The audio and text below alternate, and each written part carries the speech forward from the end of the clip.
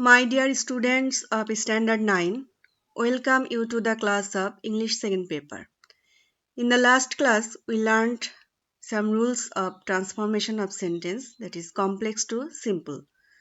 Today we are going to learn a new rule. But before learning that rule, we need to have an idea of the conditional sentence. So let's see what is conditional sentence.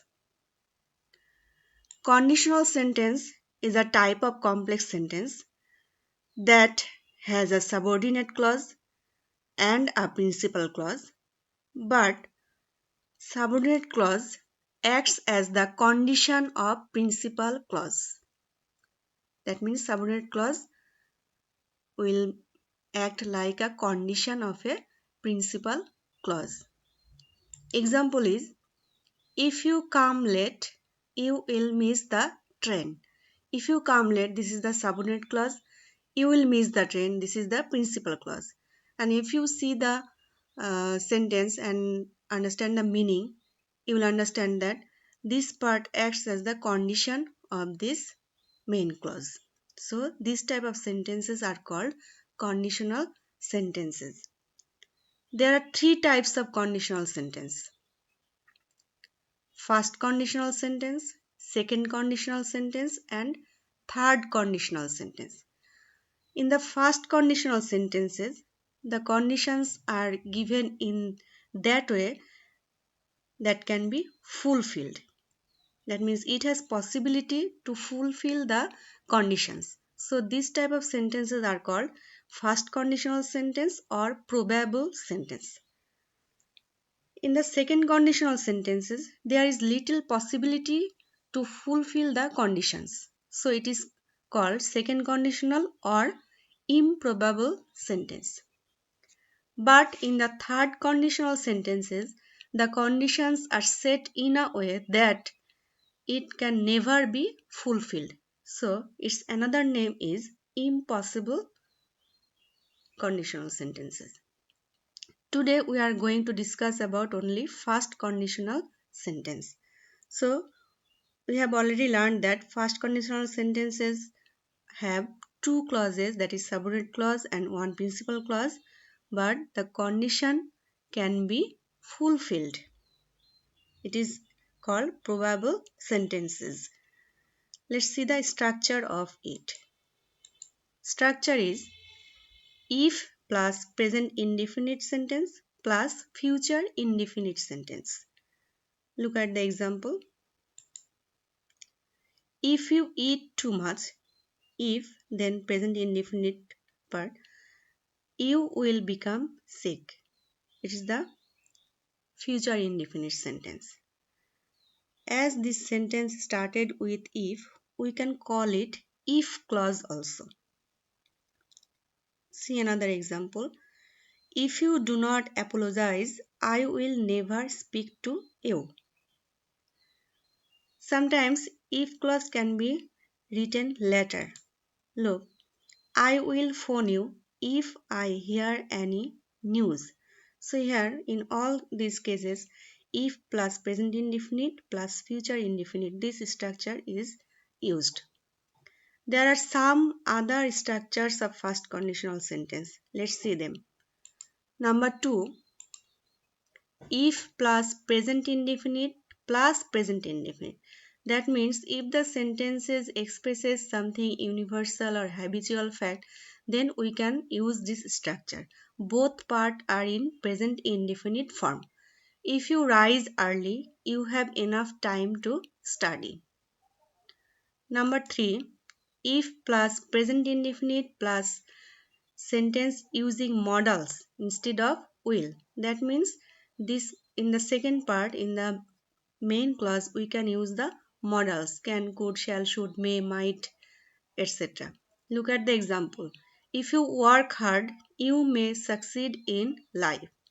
Or if you feel unwell, you should stay in bed. Structure number 4. If plus present continuous or present perfect tense plus future indefinite tense. Look, if you are going to England, here present continuous is used, you will need a visa. In the next sentence, present perfect tense is used. If you have studied well, you will pass the examination. Structure number 5, using imperative sentence in the main clause.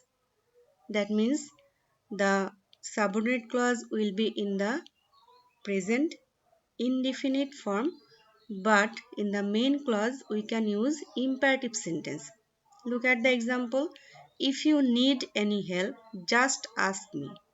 Or if you want to live better, eat a balanced diet. All these are the structure of first conditional sentence.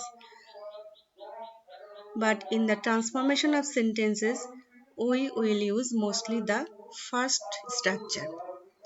So let's see the rule number 3 of transformation of sentences. Rules number 3, if plus affirmative. That means in the complex sentence there is if plus affirmative sentence, then we will convert them in this way, that by plus main verb with ing, then rest part of the subordinate clause, comma, and main clause will be unchanged. Look at the example. If you work hard, if plus affirmative sentence, you will win. You will win, this is the main clause and this part is the subordinate clause. So to convert it into simple, we will use by plus main verb with ing. Look, by plus work is main verb here, it will be in ing form, by working hard, then comma, and main clause remains unchanged. Another example, if you take balanced diet, you will remain healthy. Instead of if, we use by, then main verb with ing taking, then rest part of the sentence balanced diet, comma, and the main clause, you will remain healthy, it remains unchanged. So in this way you can convert the complex sentence into simple that has if plus affirmative sentence. But here if there is negative sentence, what we will do? If plus negative sentence, then we will use without. Look at the example. If you do not work hard, you will fail. If you do not. So if plus negative sentence. We will use here without. Then main verb with ing. Without working hard, you will fail. Another example. If you do not have an aim, you cannot get success. It will be without having an aim, you cannot get success. So you only just remember that if plus affirmative, then we use by, and if plus negative, we use without. Sometimes main verb of the subordinate clause is converted to noun. Look at the example. If you don't permit, he will not leave. That will be without your permission. Permission is the noun form. He will not leave. And sometimes, depending on the meaning of the sentence, we can change them in a different way. Look at this. If he fails, he will not go abroad. If he fails, that is here if plus affirmative. So according to the rule, we can use by. But if we use by, the meaning will be changed. So to cope up with the meaning, we can use in case of. In case of, then the possessive form of the subject he becomes his, then it becomes noun failure and main clause remains unchanged. It becomes in case of his failure, he will not go abroad. Another example for you. If you come, I will go. Simple form. In case of your coming, I will go. Today only this rule. You have some homework, that is you have to write in your CW copy Only 6 sentences are given. You will submit it on next Thursday, that is 28 January at 11 a.m. We'll meet soon with a new topic. Till then, thank you.